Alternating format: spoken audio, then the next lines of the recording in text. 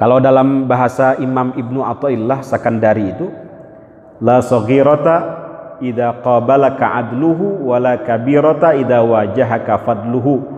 Tidak ada dosa kecil kalau dihadapkan dengan keadilan Allah, dan tidak ada dosa besar kalau dihadapkan dengan rahmat Allah, kasih sayang Allah. Ini luar biasa kata-kata ini Pak, nasihat ini. Jangan menyepelekan dosa kecil, karena itu kalau dihadapkan dengan keadilan Allah bisa besar.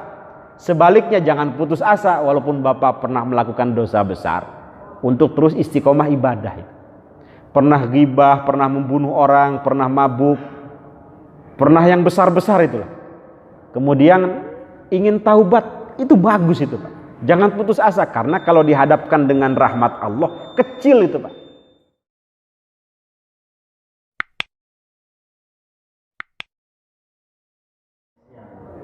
Para ulama mohon maaf Pak, membagi dosa itu ke dalam dua bagian. Pertama disebut dengan al-kabair, kedua disebut dengan as-saghair atau dosa kecil. Pertama al-kabair, dosa besar, kedua as-saghair, dosa kecil. Mal farqu bainahuma, apa perbedaan antara keduanya Pak? Kalau tidak salah dulu pernah saya sampaikan itu. Mungkin masih ingat apa perbedaan dosa kecil dan dosa besar? Kalau dosa besar, dosa yang di dalamnya ada ancaman dari Allah, ada kata-kata laknat misalnya, ada ancaman masuk ke dalam neraka, atau misalnya dia tidak akan mencium bau surga, tidak akan diajak bicara oleh Allah. Itu termasuk dosa besar tuh. Ada 3 golongan dalam hadis yang tidak akan diajak bicara oleh Allah. Syaikhun zanin yang pertama, tidak akan diajak bicara, tidak akan diperhatikan, diazab dengan azab yang pedih. Yang pertama syaikhun zanin, seorang tua yang berzina. Yang kedua malikun kadzab, seorang pemimpin yang hobinya bohong, berdusta. Sebelum menjabat, saya insya Allah akan, nggak ada insya Allahnya Pak ya, saya berjanji malah akan membangun jalan setapak ini misalnya. Udah jadi lupa, pura-pura lupa Pak. Nah itu malikun kadzab, itu pemimpin yang hobinya berdusta, nggak bakal diperhatikan oleh Allah, nggak bakal diajak bicara. Kenapa? Dicuekin. Yang ketiga ailun mustakbir, seorang miskin yang takabur. Kan biasanya miskin tuh tawadu Pak ya. Miskin tuh seharusnya, nah ini terlambat ini. Biasanya orang miskin itu ya tawadu gitu ya, mengalah. Ini miskin takabur. Biasanya takabur itu datangnya dari orang yang punya, dari orang yang punya kelebihan, baik kelebihan harta, ilmu, jabatan, ketampanan, kecantikan. Biasanya datang dari orang-orang yang seperti itu. Tapi ini datang dari orang miskin, lebih bahaya Pak. Lebih bahaya. Sudah miskin takabur. Jadi itu tertimpa 2 kali itu Pak. Sudah tertimpa tangga,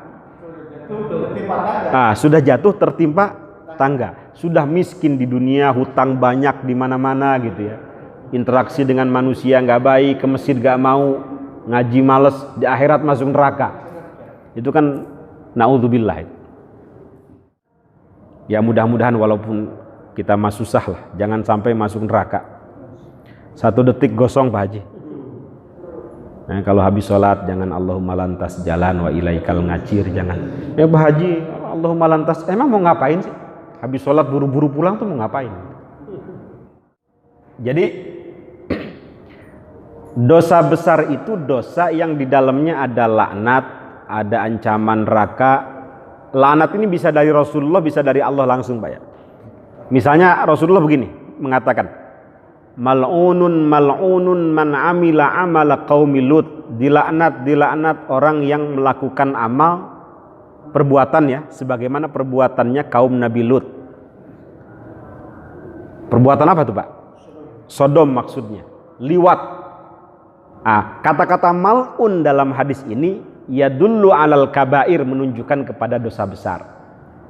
Atau ada hadis lagi misalnya, man katama ilman aljamahullahu yaumal qiyamah bilijamim minan nar. Ini ancaman dengan neraka. Siapa yang menyembunyikan ilmu, tidak mau mengajarkan, tidak mau menunjukkan orang ke jalan yang benar, aljamahullah, Allah akan mengekang dia yaumal qiyamah, pada hari kiamat, bilijamim minan nar, dengan kekangan daripada api neraka. Jadi ini kenapa saya merekam, kenapa saya mau ngajar, karena memang ancamannya berat gitu. Oke, itu kalau ditanya apa perbedaan antara dosa kecil dengan dosa besar, saya punya kitab karya Imam Az-Zahabi ya, namanya Al-Kabair. Beliau menghimpun lebih daripada 70 dosa besar. Ranking pertama syirik, kedua uququl walidain, dengan dalilnya yang lengkap ya. Uququl walidain itu apa? Durhaka terhadap orang tua, terus namimah, ghibah, membunuh orang, sampai 70 beliau himpun. Kalau tidak salah pernah saya tulis di buku saya itu, Lembaga Penghapus Dosa itu. Ada sekitar 70 lebih yang beliau himpun dosa-dosa besar dari hadis-hadis yang datang dari Rasulullah. Ada lagi satu kitab kalau Bapak mau beli, namanya Az-Zawajir an Iktirafil Kabair. Itu karya Imam Ibnu Hajar Al-Haytami. Ibnu Hajar Al-Haytami juga menghimpun dosa-dosa besar. Apa saja dosa-dosa besar itu? Dalam hadis kan kadang disebutkan 7 itu, ijtanibu as-sab'al mubiqat. Ada syirik kepada Allah, sumpah palsu, uququl walidain, dan seterusnya. Tetapi mohon maaf, walaupun dosa kecil itu tidak ada ancaman, tidak ada laknat, tidak ada iqab dari Allah maupun dari Rasulullah, jangan sampai juga menyepelekan Pak ya. Karena tidak ada dosa kecil yang dilakukan berulang kali. La saghirata ma'al israr, tidak ada dosa kecil yang dilakukan berulang-ulang. Kalau dalam bahasa Imam Ibnu Athaillah Sakandari itu, la saghirata idza qabalaka adluhu wala kabirata idza wajahaka fadluhu. Tidak ada dosa kecil kalau dihadapkan dengan keadilan Allah, dan tidak ada dosa besar kalau dihadapkan dengan rahmat Allah, kasih sayang Allah. Ini luar biasa kata-kata ini Pak, nasihat ini. Jangan menyepelekan dosa kecil, karena itu kalau dihadapkan dengan keadilan Allah bisa besar. Sebaliknya jangan putus asa walaupun Bapak pernah melakukan dosa besar, untuk terus istiqomah ibadah. Pernah ghibah, pernah membunuh orang, pernah mabuk, pernah yang besar-besar itulah. Kemudian ingin taubat, itu bagus itu Pak. Jangan putus asa, karena kalau dihadapkan dengan rahmat Allah, kecil itu Pak. Contoh dalam Bukhari itu ya, hadis Bukhari, ada seorang pezina, imra'atun mumisah, ya hobinya berzina gitu. Tiba-tiba kehausan, kemudian dia mencari sumur, dapatlah sumur itu, dia lepas selendangnya, ia talikan selendang itu ke dalam sepatunya, lalu ia ambil air itu dari sumur, dia minum. Lepas dahaga naik ke atas, ada anjing yang sedang menjulur-julurkan lidahnya, itu tanda kehausan. Balik lagi Pak. Makanya manusia itu sejelek apapun pasti ada apa? Ada sisi baiknya, ada nuraninya itu Pak. Kenapa kita tidak boleh meremehkan orang lain, bahkan pendosa pun? Dia turun lagi, dia lepaskan lagi selendangnya,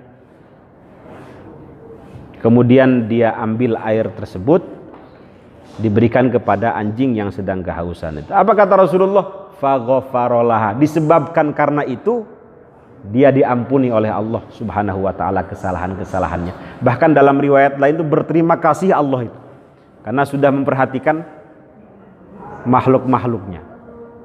Padahal sepele Pak. amal kecil itu, air nggak ada harganya. Apalagi bapak yang besar-besar ini Pak, wakaf, wakaf, terus banyak bapak kan melakukan hal-hal yang besar. Tahajud itu kan besar, zakat.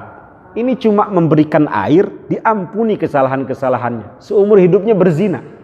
Nah, kita tidak tahu hakikat amal Pak. Kadang kita melakukan itu sedang dalam keadaan benar-benar ikhlas itu. Nah, jangan meremehkan amal sekecil apapun. Jangan-jangan kita, mohon maaf ya, nyimpan mobil di jalanan umum. Kalau ini kan nggak umum Pak ya, dengan waktu yang lama gitu, sehingga orang itu lewat menjadi susah. Kata orang Jawa itu sampai misuh-misuh gitu. Ini kurang ajar nih orang, bikin macet misalnya. Nah, setiap orang lewat disumpahin gitu. Jangan-jangan itu yang membuat bapak masuk ke dalam neraka itu, karena menyusahkan banyak orang itu. Sepele atau menyusahkan banyak orang. Karena begini, dalam hadis ada seorang ahli ibadah, imra'atun abidah, itu disiksa, dimasukkan ke dalam neraka hanya karena mengurung seekor kucing itu. Jadi hati-hati bapak yang punya burung, yang punya kucing itu nggak dikasih makan, nggak dikasih minum. Penyiksaan itu dilempar ke dalam neraka itu Pak. Kecuali kalau memang sudah dikasih makan, minum, mati juga misalnya, tidak apa-apa. Ini memang nggak dikasih makan, nggak dikasih minum. Padahal ahli ibadah, sepele, makhluk tidak berakal Pak. Tetapi di hadapan Allah Subhanahu wa ta'ala ternyata murkanya besar.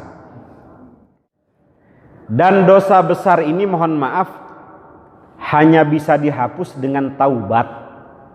Hanya bisa dihapus dengan taubat nasuha.